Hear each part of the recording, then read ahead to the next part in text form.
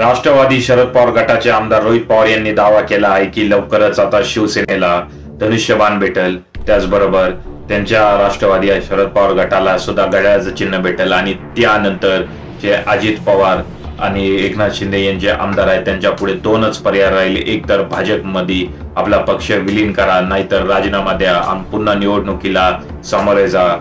भाजपने सुद्धा त्यासाठी ज्या ठिकाणी दादांचे आणि एकनाथ शिंदेचे आमदार निवडून आले त्या ठिकाणी जे 2 नंबरला उमेदवार राहिले होते महाविकास आघाडीची, जसे भोरमध्ये संग्राम थोपटे, त्याचबरोबर पुरंदरमध्ये संजय जगताप यांना भाजपमध्ये प्रवेश दिला आहे। जर निवडणुका झाल्या तर हे उमेदवार तयार आहेत, त्यामुळेच भाजपने एक दृष्टीने दादा आणि एकनाथ शिंदे यांचा काटा काढायचा प्लॅन केला आहे आणि शत